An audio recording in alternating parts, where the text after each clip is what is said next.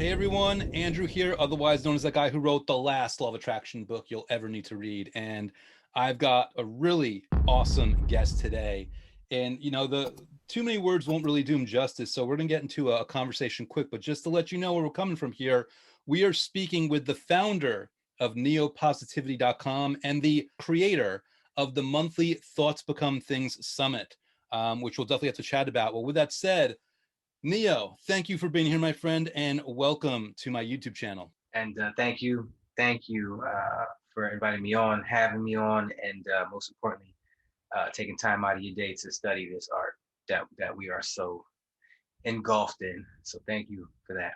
Yeah, man. The pleasure and honor is mine. I'm really excited for this conversation. I wonder what kind of roads we'll walk down. And a website like Neo Positivity and a summit, Thoughts Become Things. I mean, you've lived this. You're rooted in this, and I'm wondering, just so people get a better perspective and better context, what kind of introduced you to the law of attraction and to this way of life and to this understanding that's brought you to where you are today? The movie The Secret, really. I used to be a police officer, and one of my old partner, he was a retired CIA agent, and before he was a cop, he said it's a movie that they make everybody watch in the academy, and I'm expecting the SWAT team movie, and it was a secret, and I was hooked. I'm the type of guy that's like if I can learn everything about it, like if I'm gonna change a carburetor, I'm gonna watch every YouTube video I can, learn everything about it, and be a master at it. That's me. And once I found out there was a way to create your future, I was like, I want to master that, and that was it. That spawned a bunch of knowledge, a bunch of places, a bunch of people and interactions, and it's just been an upward journey ever since. It's been a beautiful journey, as you know, because you've walked the same path. Yeah, well, hearing you say that, I get this feeling that you kind of went down a rabbit hole of books, videos, authors, connections. Correct me if I'm wrong on that, but that's the feeling I get hearing you describe it in that way. My rabbit hole threshold was probably way smaller than yours or anybody else's because I hate reading.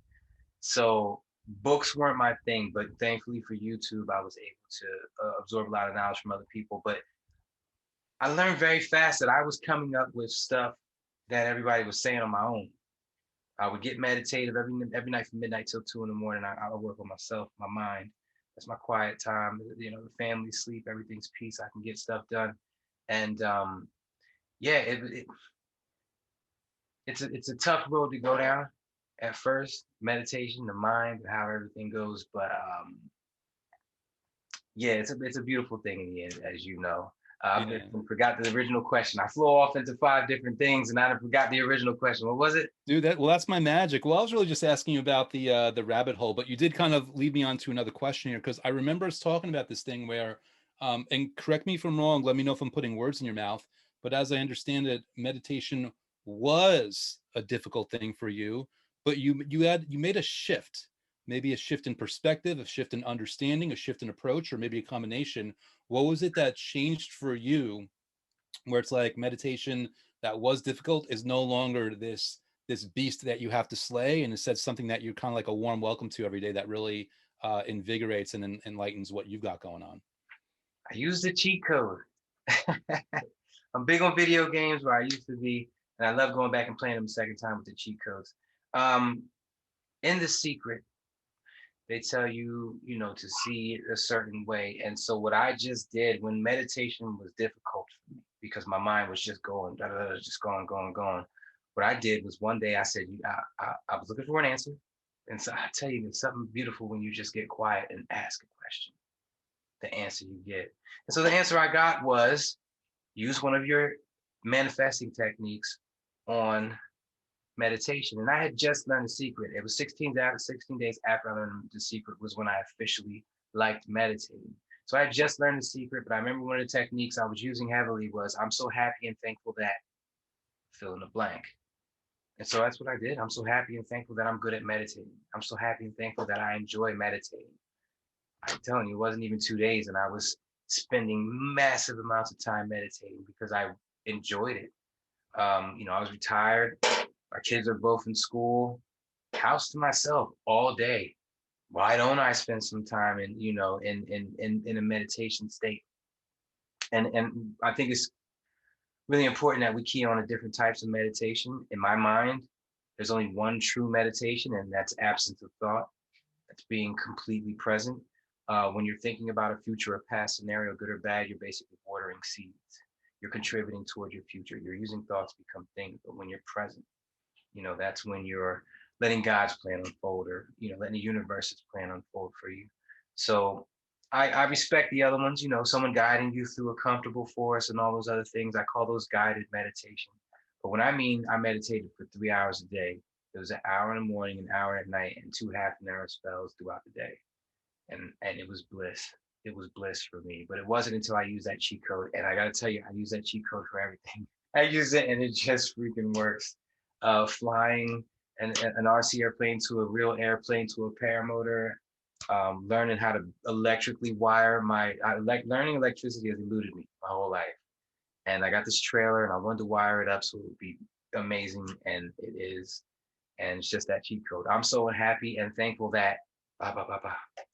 Yeah, it's interesting because you gave yourself permission basically to not make this impossible thing, and I think it's really important to point out because some people, they will do exactly what you did and they will get just the same result, and other people will struggle. And I believe the reason that certain people struggle when they do that is they're not actually kind of turning things over and letting things unfold for them, but they're almost, and correct me if you think that I'm mistaken, or you disagree, but it's almost like I think when the people that try that and it doesn't work out, they're trying to bend the universe to their will in a way that they're gritting their teeth and it Mhm. doesn't even feel possible for them. So they don't even realize they're inserting the lack of what they want into their focus. Whereas for you, it sounds to me like, no, you weren't saying like, oh, I'm so happy. You're like, you know what, I'm happy. This is good. Like, and you're kind of like giving your consciousness, your state of being, and yourself and your mind and every aspect of you, that just permissions like, no, you've got this. This isn't a big deal.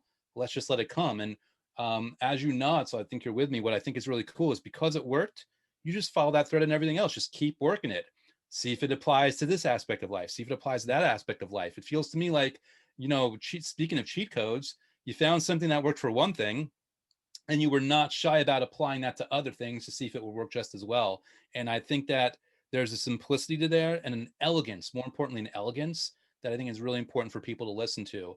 As I say that, like, what comes up for you, or does that resonate? Does that click with what you're It thinking?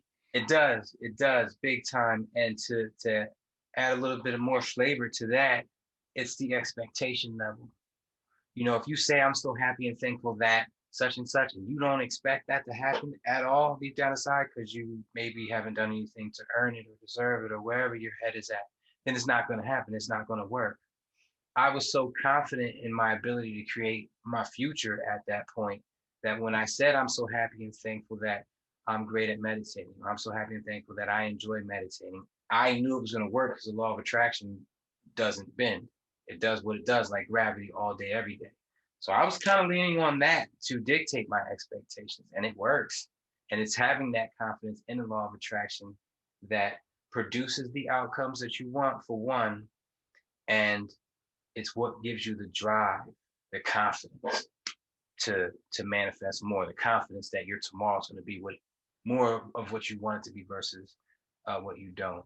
So that's huge. Expectation. You always get what you truly expect deep down inside, buried in your subconscious, which you cannot access. Subconscious is like a database of everything you've ever seen, everything you've ever been, and conclusions you've drawn. And the ego pulls from that to shut you down. When you're like, I'm a millionaire, and your ego dips into your subconscious and grabs your bank statement and says, no, you're not. The subconscious and the ego kind of work together in this tandem, but you got to understand they're both a part of you. For you to hate one is for you to hate a part of you. You need to accept why they're there and move on, find a way around it. That's why I try to change my mentality, because the ego ain't gonna stop. But if I Mm, change the way I see things, then it's going to hit me differently, a lot differently. So yeah, it's a bit. Now you didn't open up a can of worms. yeah. Going down a different rabbit hole, right? But I mean, this is what Yeah. it's all about. It's all about, seeing what works for you and, if possible, articulating it for other people so that they're inspired to give it a shot and lean in that direction and see where it takes them. Speaking of which, I wanted to ask you because, you've got this summit, Thoughts Become Things. And I think we were talking, I know Mike Dooley is a huge proponent of that also.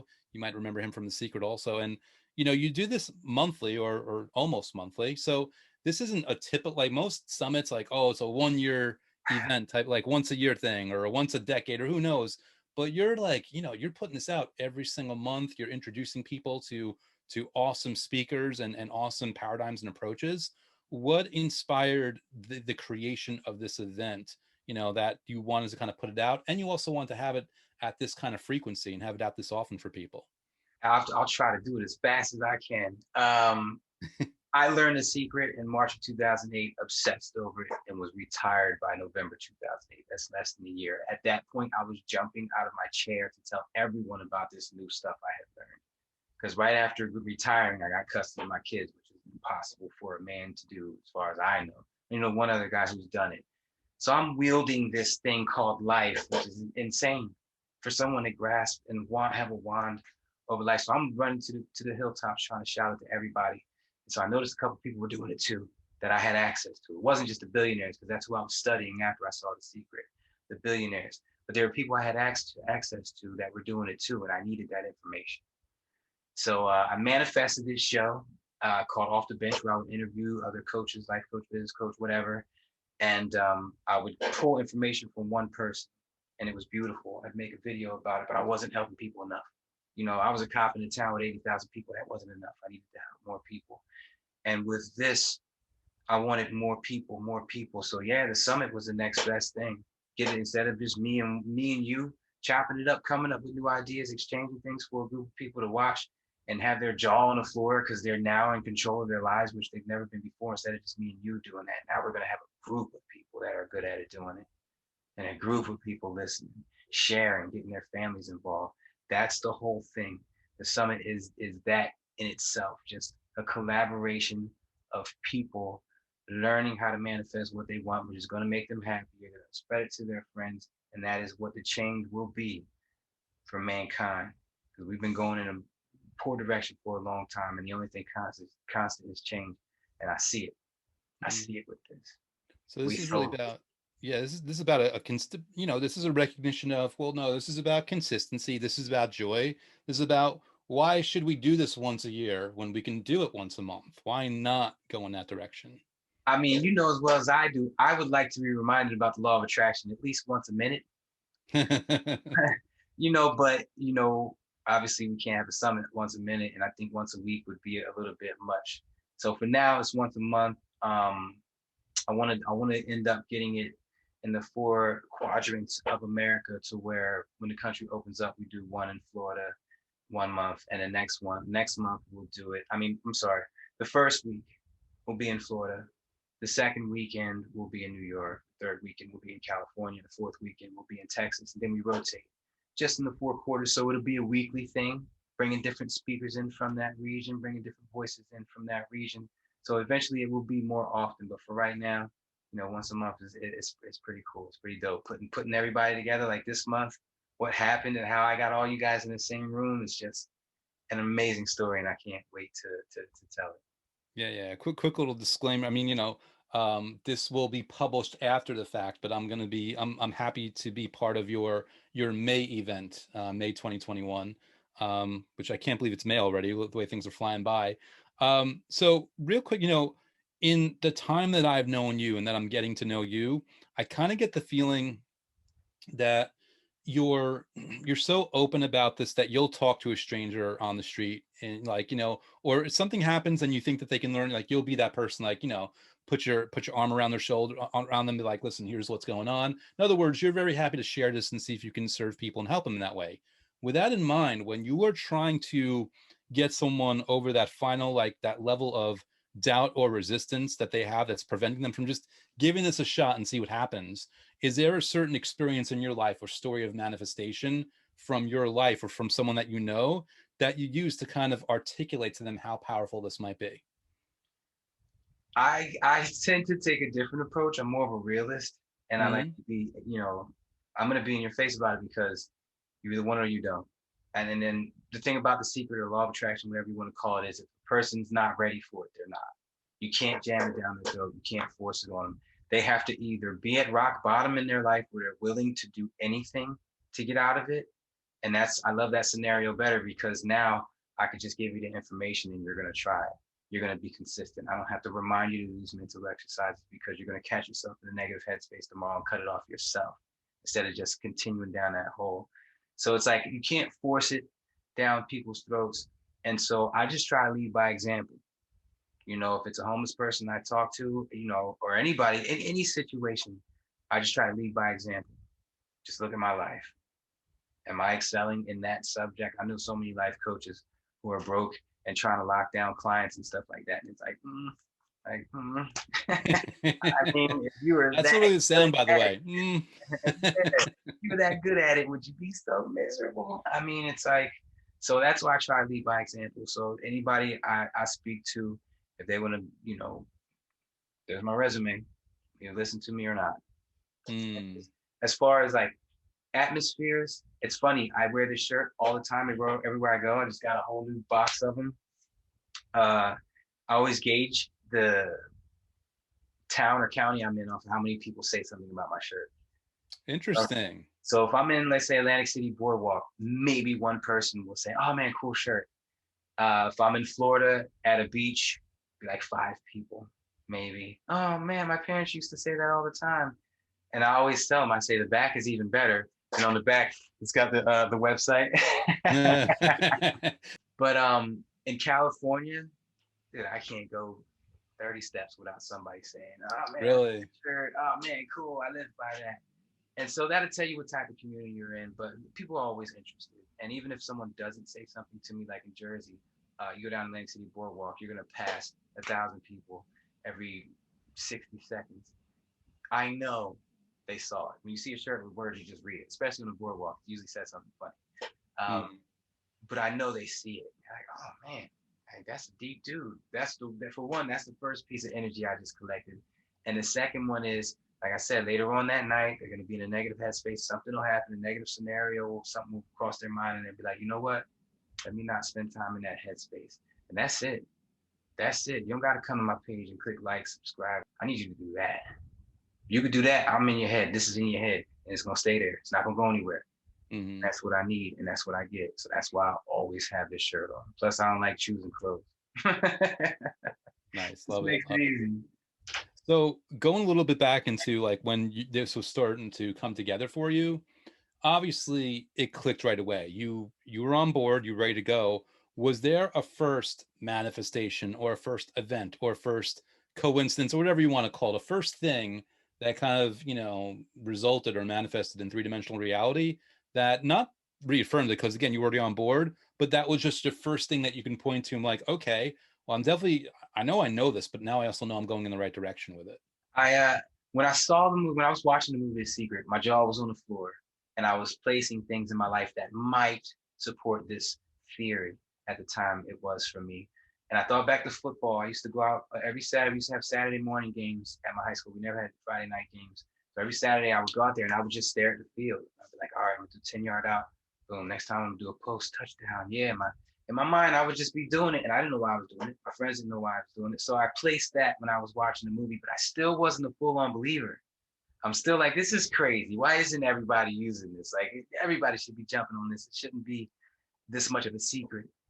And so in the movie, they said to think about a flower or a butterfly, whichever one you don't see that often. I saw butterflies every day at my old house in Jersey, but I never really saw, not flowers, I mean feathers. I never really saw feathers. I don't know if it was because it was always windy and they were just gone by then, but I never really saw feathers. And nobody saw the movie with me. Nobody knew what I was doing. So I did it. I visualized myself holding the feather in my hand. No good, no bad, just hold it. That's it. I made specific that I didn't want to attach any emotions to it. I just wanted to get it. And the next morning, I BS you not, the next morning I went outside and it was this huge, like 11-inch feather, slightly like tucked into my windshield wiper, dangling, like to the point where I had like my last couple steps towards it, I had to run and stop it from falling off. And I was just like, holy ish. I said, I just did this. I materialized this into thin air, out of thin air. And I thought to myself, well, you didn't materialize it. And then I was like, wait a minute, that's the ego talking. No, you didn't. You're not good enough. You never did that. And I said, okay, well, I got you. I got something better for you. You know what it takes for that bird to be right there? and for it to come off, and then the wind to make it land right there and stay there long enough for me to come outside. I did that. Mm. And that was it for me. I was like, I can alter reality. That means I can retire. I can get custody of my kids. I can have anything I want in this life. And then it just started working. So Yeah, 100% so far. what I love about your, what you're telling me there is you did a couple things very intuitively. It's like very strategic, in my opinion. One, you chose a way of doing it that was outside the confines of other people's opinions. You didn't give somebody else the space to inject doubt or cynicism or whatever it might be. You chose something that it can be in your mind and let it be what it be. But also, I love that even as you were doing it, you didn't fix too much of an attachment or requirement. You were very open-ended and loose about the whole thing, saying, the feather didn't have to be on the car. It wasn't even about that. You were just like throwing it out there and inviting the universe to almost pleasantly surprise you. But also what I love is when this thing happened and then that doubt started to creep in, or, the ego finding its way around it, you used your own creativity on sound reasoning, not on ridiculousness, to say, well, no, not so fast. This is why this is not just some random thing, because this had to happen, that had to happen, that had to happen. And it did happen. So I love the way you kind of rose up to the challenge in the moment where, some people, they might let that get them, off Mhm. course, and then it'll take them that much longer to find their way back again. So I really appreciate that story. I appreciate the way you counterintuitively or just intuitively did all these things to leave yourself the container and space to allow the recognition and move forward on the path with it. I will say this. I'll give myself credit for waking up in that moment because that's the hardest thing to do. And everyone, you got to give yourself credit for that. When you do wake up throughout the day and just stop and smell the roses or whatever. But the concept, I can't take credit for. As soon as I got done watching the movie The Secret, I immediately looked up, billionaires who are using it. And Oprah was the first name that popped up. And I saw a video with her where she was talking about, how many things had to happen for you to be born, Mm, for your parents to meet, da da da, and your sperm cell made it, and all this. You had to, how much stuff had to happen to perfectly get you to this moment right now. And so when that whole feather thing happened, the next day it was like I kind of used that. But I'll definitely take kudos for waking up because I always say remembering to remember to do these mental exercises is the hardest part, especially when you got stuff going on. Crazy thing is, try this next time because people equate that to a bunch of drama, bills, phone calls throughout the day. Next thing you know, the whole day's gone. You haven't done mental exercise. Even on vacation, I challenge everybody. The next time you go on vacation, 2, 3, 4, 5 days, whatever it is, make sure you take a tally of how many times you wake up in those 5 days. It'll probably be zero. It'll probably be zero because time flies when you're having fun, and that's just as engaging as paying these stupid bills and being on the phone with these, bill collectors or whatever the situation. So it's like waking up. That's the most important part and the hardest thing to do, but it yields the best results, which is the ability to create your future. I mean, who wouldn't want I love it. Now, I'm guessing you just being who you are and sharing this in this way, you also get a front row seat when, friends of yours or acquaintances or whatever it might be, they're also waking up. They get their first moment. What was that first experience where someone else kind of followed your lead or took your advice and tried this and they got some kind of manifestation? Like what happened with them that really that kind of like, it's like awesome. Now, not only do I know this works for me, but I also feel confident that I can articulate or share this with someone else and they're going to get a benefit also. I couldn't tell you who the first person was, but I could tell you that I do that to almost everyone I meet. Hmm. Almost every freaking person I meet. Because the conversation automatically goes to law of attraction because of the shirt. This is what starts most of my conversations. And by the end of us talking, they're just like, uh, and they're just placing things in their life. I remember that. I remember that. Yeah, I was thinking about that whole time, and then the divorce finally came, and yeah, they're placing things, and their jaws just locked Mm. for So it. you're And that, helping them in a discovery process there through the conversation, and then it's clicking in that way for them. that's the only way for this conversation to go Mm. is to discover. Like even when me and you start talking, it just goes to new discoveries. Like I always learn something new when me and you talk, and then I always merged something of mine and yours into something greater when me and you talking. It's like, boom. That's why I'm like, yo, we gotta lock these shows down. We gotta get this information together, you know? I love it, man. I'm excited. Cool. So, as we're going down this path here, given that you say this a lot, just for anyone listening, obviously not having the context of what they might be going through, where their level of, um, you know, acceptance is into this. I mean, people that are watching this channel, they're already on board.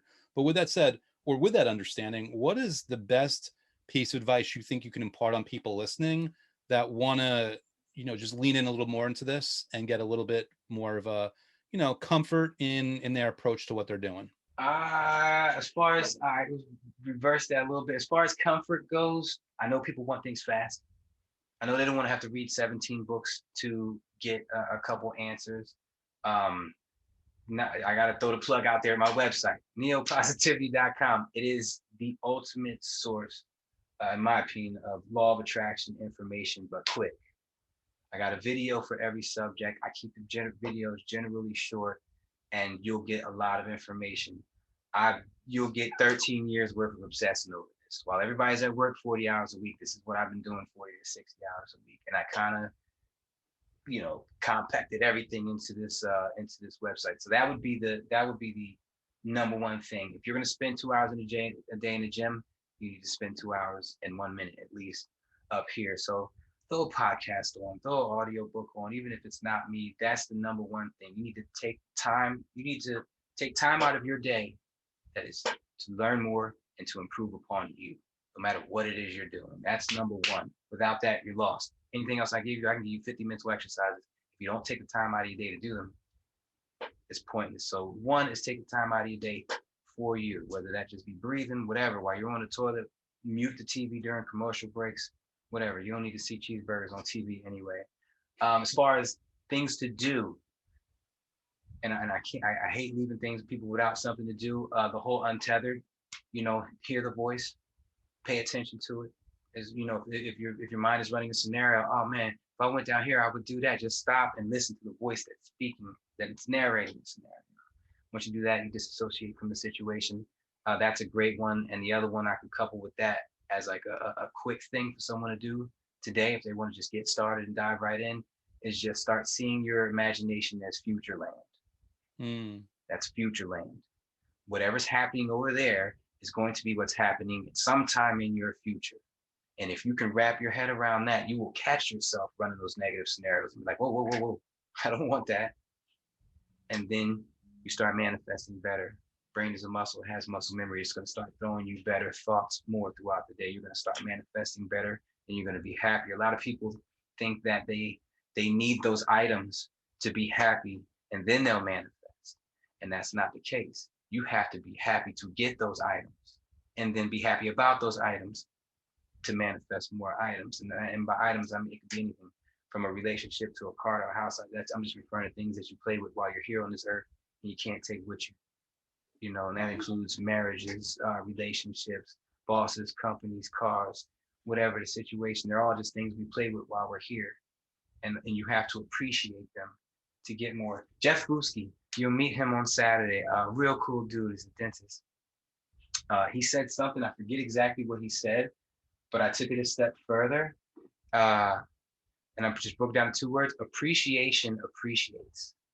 Now think about that for a second. And as like a car appreciates, it gains in value.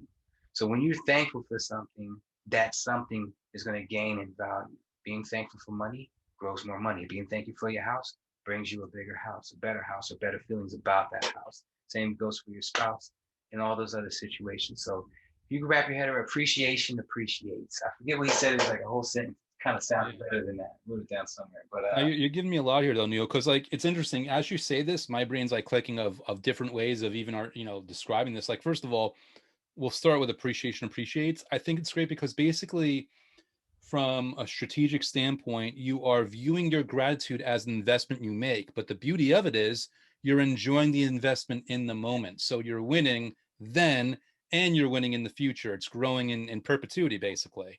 Kind of like Dogecoin, right? yeah. Or one of those, right? It's like, and another piece of this, because you were talking about, now I'm definitely putting words in your mouth, because I was inspired, like saying, think of your thoughts like a paintbrush, and think of the painting like your real future, not as a possible future of like, this is the way it is. And it's almost like, I'm feeling like, okay, these thoughts are a paintbrush. Let me choose the paintbrush. Let me choose the colors. Let me choose the texture of the strokes that are happening in order to paint this picture that I want to come into being. So those are a bunch of other things popped up, but I've already forgotten.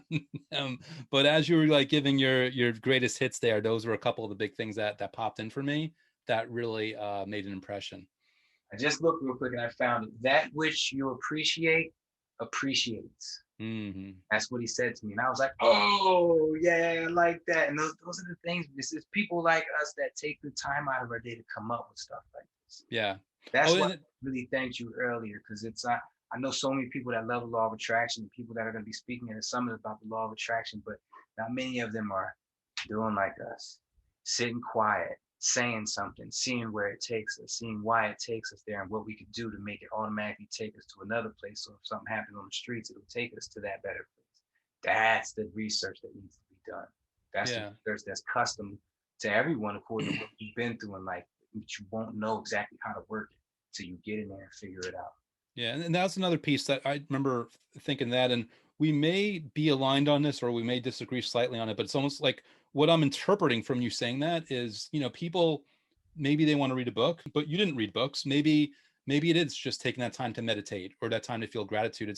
It can be an investment of an hour, but in my opinion, and feel free to correct me if you disagree, it could also be a daily investment of 5 minutes where whatever you're doing, you're paving the road, and you're putting the pieces in place, and you're getting the wheels in motion, where when it's going to be a longer thing, it's going to be more natural and clean and easy, and just a natural progression of how they get better and better, more comfortable in their skin as they do this. And through that, they just are more efficient, more strategic, and most importantly, just more comfortable and happy as they engage in this process and invite a lot of good things into their lives.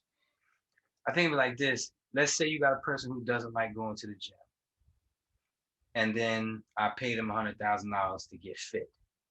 Hmm. Next 2 weeks, you are going to turn up. They would hit the gym. They would get Yeah. fit. And if I was to tell you to do that about your mind, and you'll get $100,000, which you probably would. You know how it works with this whole law of attraction thing. What will people do? They don't have a lot of faith in it and all this other stuff. It hasn't worked before. Here's the biggest misconception. I didn't manifest my grandma dying, so the law of attraction must not work for everything. I didn't manifest that car accident 10 years ago. And that's the misconception. Or they started and a week later they're not millionaires. That's not how it works. Yeah. Yeah. The more, and as far as time, the more you get out of things, what you put into it.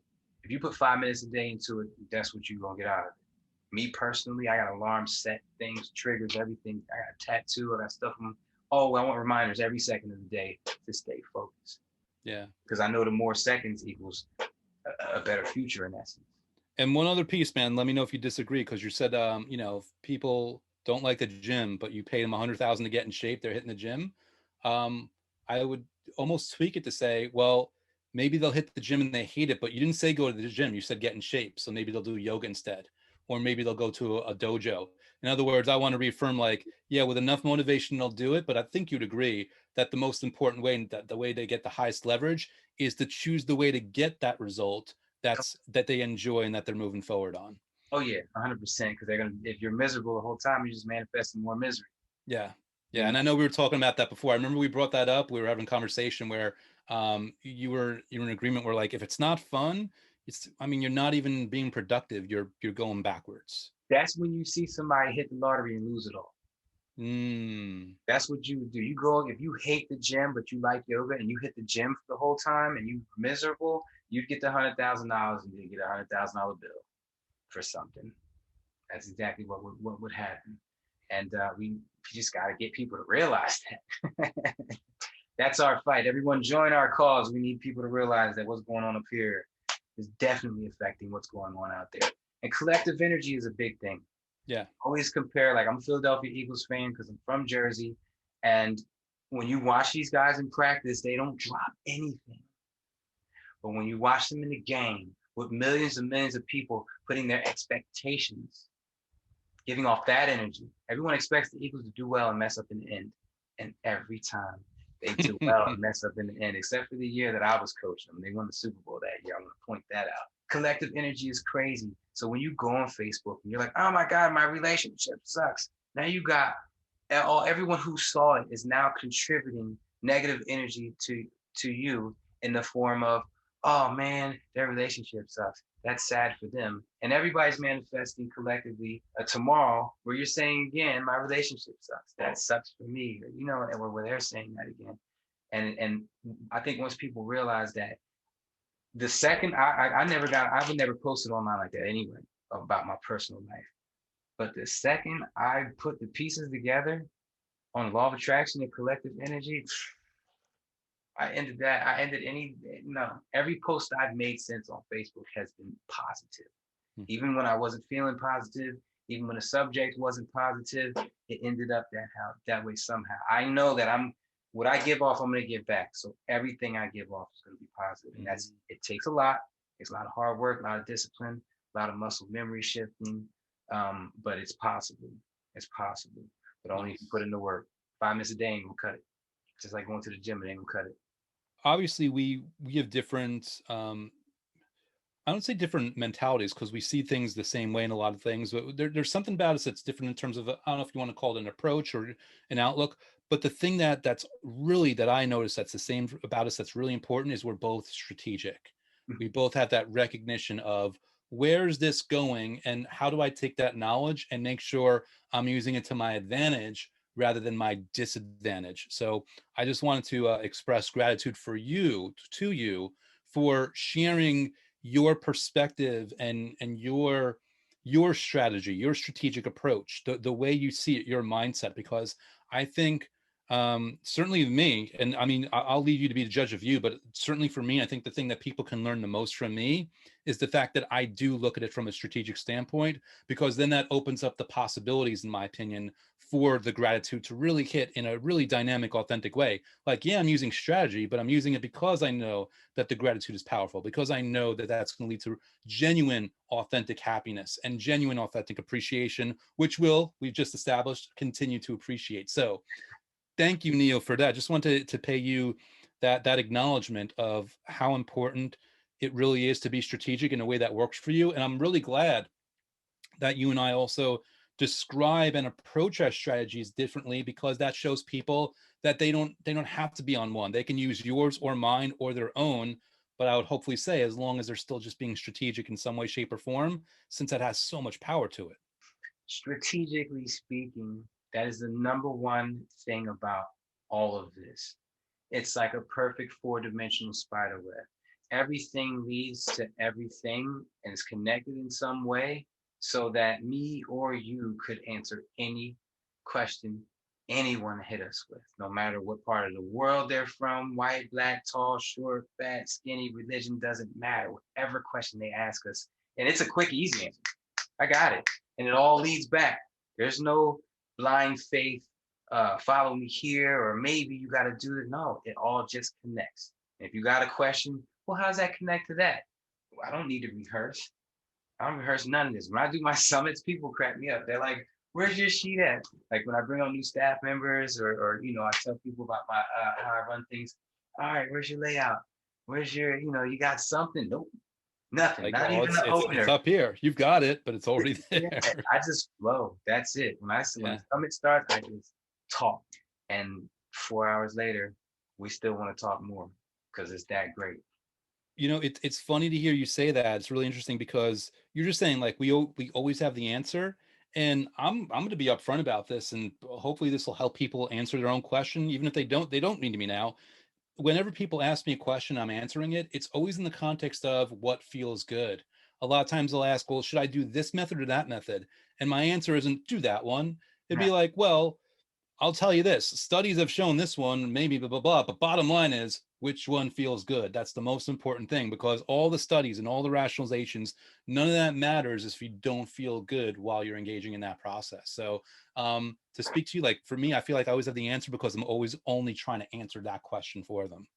That's always the answer. That's why you always have the answer, no matter what scenario they're trying to get over. They need to see it as though it already happened. They already got over it. And a real big thing for affirmations, I call it the knot in your chest. If you try to lie to yourself, tell yourself that you're a billionaire right now, you're gonna feel it just go down. It's gonna go down. It's gonna maybe turn red in my mind. And when you smile and you're happy, it goes up and turns like blue or white or whatever. That knot is everything. If what you're thinking about makes that knot go down, you should not be there. And if you're trying to manifest weight loss or money or whatever it is, when you're thinking about whatever you're thinking about, that knot should be above halfway. I It love should that. be up here somewhere. And whether you're getting cheated on, beaten on, bosses treat, doesn't matter. Is all the same situation. With however you're viewing this situation, you need to be up here somewhere. That knot needs to be up there. So it is kind of quite easy to answer any question. It's, when they're like, oh, well, the ego is kicking my back in. Well, repetition. Change what it's used to throwing at you. You got to play some make believe. Don't be scared. Take some time out of your day. Like, it's all kind of like the same answers for every scenario. So it's easy to just answer any question. That's why I'm so on board with this whole law of attraction system, because I don't need blind faith. I don't need to, none of that. It works. It works in my mind. 1 and 1 will always equal 2 with this. It just works. Whenever I have these interviews, that the challenge is like, how do I title these on YouTube? And like, we'll see what I end up. But right now, I'm thinking I'm going to title this "The Cheat Code to Manifesting the Life That You Want," or something along those lines, because that's what you're given right now. You're given the cheat code. You gave it at the beginning of this interview, and you're continuing to provide it in a different way. So thank you for that. This is it. So cheat codes feel good, right? Cheat code is let it in and say, okay, this strategically is how I'm going to get what I want. And you know me, I'm going back to the strategy thing. I've said it before in my own interviews. Joy for me is a strategy. It can be a manifestation and a result in and of itself, but it's also a strategy of getting there. And I love what you said off of the gentleman I'm going to connect with on Saturday through your awesome Thoughts Become Things Summit. What you appreciate appreciates. I might be butchering that a little. I think you might have said it a different way, but I love that. I love viewing gratitude as an investment while still enjoying it. Most times people invest and it's like spending, right? So they're not actually enjoying the investment itself. They're trying to enjoy the result of it. But the thing with gratitude is through the process of investing, you're actually enjoying yourself in that moment as well. I learned something critical a while back, and you just said it. The journey. The journey is better than the outcome. It sounds weird because this summit happens this Saturday. Next thing you know, world renowned voice of the thoughts become things movement, neo positivity, traveling around the world. And it's like this right here, living in the houses I've lived in, and the struggles and all that other, and that was the journey, man. And I'm like, I realize what's coming next, and I actually take time to try to sit back and just enjoy the quiet life, because I know it's about to get real hectic, and I'm trying to go fly off to an island somewhere and just be quiet. But enjoy the journey. You might not seem like it, you might not want to, but you're not going to get there until you do. Yeah. And strategically, through enjoying the journey, what you want not only comes faster, oftentimes, it also comes better. Yeah, the whole time. I mean, it's like I said about the commercial breaks. If I didn't mute my commercial breaks, I would be in a feeling of lack the whole time, because I'm being shown things that I want. I could be full. I could have just ate dinner, but they put that cheeseburger on that TV. I'm looking at it. So it's like I could spend those 3 or 4 minutes in lack, or I can mute the TV and spend those 3 or 4 minutes in the Bahamas. Love it. Body doesn't know the difference. I'm watering seeds. I wanted to give this thing, I call it a cube in the sky. This is for people that are really fresh to law of attraction and looking for a way to get their head wrapped around things. Just picture a white floating cube, maybe 5 by 5 feet in the sky, and that cube is watching you like a movie. Now, when you're watching a movie, you're completely engulfed in that movie. There could be something going on over there. You don't know. You're in it. You're in that car chase or whatever. So you're completely engulfed in the movie. You're vibrating at its frequency now. And that cube is watching you all day. It vibrates at your frequency. We're going to call that God, the universe, whatever. It's watching you all day. Since it's watching you, it's vibrating at your frequency. Your frequency changes, not like this desk frequency only changes with age. Yours changes with what you're thinking about. So if I'm to think about myself on the Bahamas, and that cube starts vibrating at my frequency that I'm giving off, and that cube is connected to everything else, it's going to start to change those other frequencies to match up with mine. You see what I'm saying? So now I'm thinking about the Bahamas, the universe, the world is adjusting to get me there. People are talking, conversations are being made. Then all of a sudden I wake up and I'm back here in Tampa. The cube starts to shift back to being Tampa, which it was just at. Shift the world at being Tampa because it was just there. Not much has changed in the last couple seconds. I was dreaming about being in the Bahamas. So it doesn't have to change much to get back to Tampa. And that's where we spend most of our time, in here, where we're at. And so if you choose to vibrate at a different frequency more often, that cube will start to vibrate at it. And since that cube is made of, everything around it is made of what that cube is made of. I use cube for your score visualization.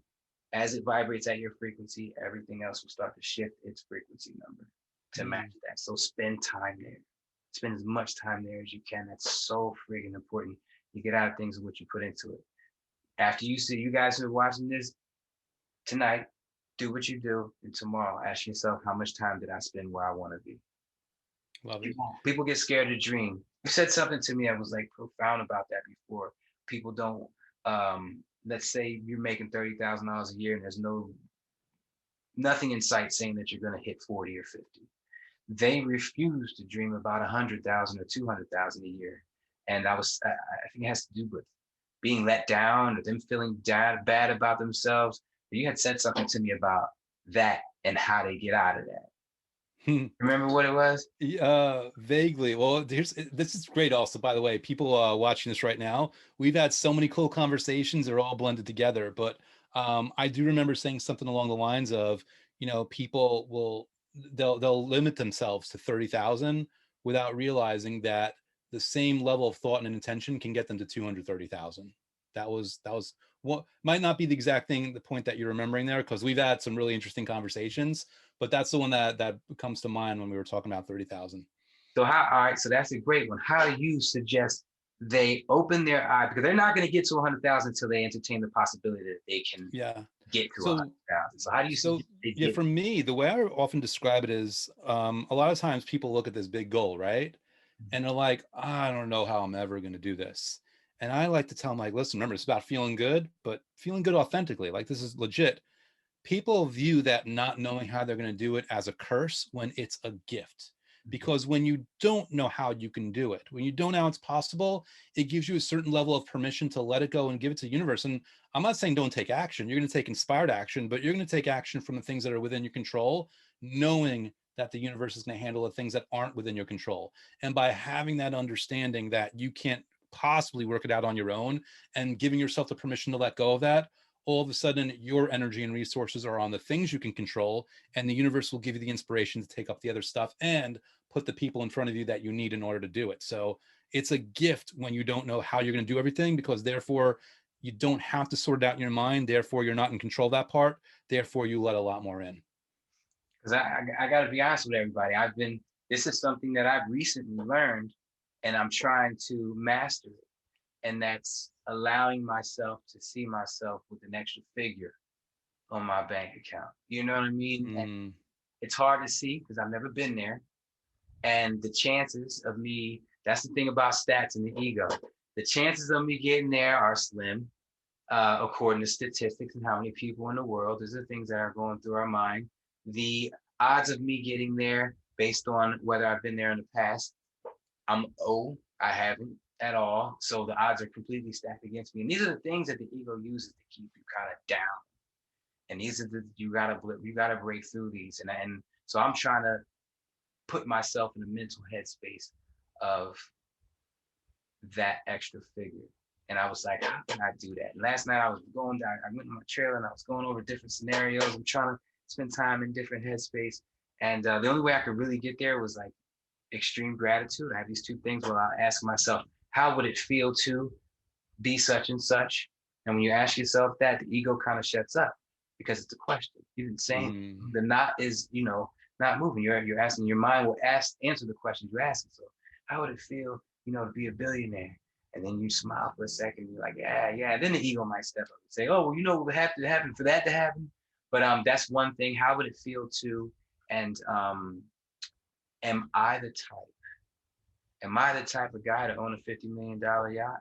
Hell yeah. You know, I could say hell yeah, and the ego sat back because I'm right. I am the type of guy to own a $50 million yacht. And so it's like when you put yourself in these scenarios, you gotta do it in a way that the ego can shut up and let you sit there, water that seed longer, vibrate. Yeah. That cube can start to vibrate. So the world can start to vibrate. But like I said, expectations are a huge part of it. If you can't expect a $50 million yacht because you're making $30,000 a year, just use affirmations. You'll start to believe it more, start to come up with ideas. Next thing you know, stuff starts happening. Phone calls, you're meeting people. You'll get there. It's a process, but you'll get there. I love, by the way, in the middle of that answer that you use this, the strategic, there we are with strategy again, the strategic choice and use of questions that are going to get you in the right line of thought. I love that. I have a video I'm going to be coming out with along those similar lines. So I just want to, give credit to you, man. I love, again, that we're on the same page strategically. Like, okay, how do we use questions to our advantage? So we're almost done here, but I did want to make sure, like, I know you mentioned it before, and I know it's on that back of your shirt there, but unless in case there's any other links we want to include here, if people want to get in touch with you or they want to connect, they want to learn more about you or learn more about the Thoughts Become Things Summit, what is the best way for them to do so? Neopositivity.com. It's on the shirt right there. I hope you guys can see it. Hopefully you can. Awesome. Yeah, just the website is a wealth of information. It's everything I've accumulated over the last years. And on there, you'll even see the landing page for the summit. If you guys want, it's neosloasummit.com, and just register. That's this Saturday, May 22nd, from noon to 4 Eastern time. Andrew's going to be there. Got a great lineup of people, and we're going to be having panels. It's going to be amazing. I'm really excited about this particular one. So you gotta make sure you be there, or even if you can't make it because it's a Saturday, step in, because no matter what, that's the thing about my summits. No matter what point you step in for 5 minutes, you're gonna get something. You're gonna get something. I make sure that I don't do all that BS talking. We're gonna get right to the point and give you information the whole time. And the second thing is, go back and watch it later. You can always pick it up and watch it later. It's good. We got great. Yeah. Neopositivity.com. And again, this will specifically be published after the fact, so people will miss it, but maybe we'll just use that as an excuse for me to come on to a different future one as well. That's me being all crafty, like, oh, I'm going to put this out later so I can talk to you into letting me back on again. Definitely. I'll tell you what, June 19th is the one for June. Andrew, we would love to have you there. There's a good challenge. We'll see if I can get myself on for June 19th and get this out for June 19th. Time will tell. But with that said, before we go, is there any like final go away, whether it's advice, guidance, insight, whatever? What's one final thing you might want to share before we get out of here today? My biggest thing with people is I use fear. I know fear motivates people. Fear is one thing that can make someone change their ways. I try to get them to fear their negative thoughts, because that is your future. So future land would be it. When you find yourself in a negative headspace, just know what you're doing. That, and always back check. What's happening right now is a result of your previous thoughts. What have you been thinking about? Look around, do those checks, make the changes if necessary.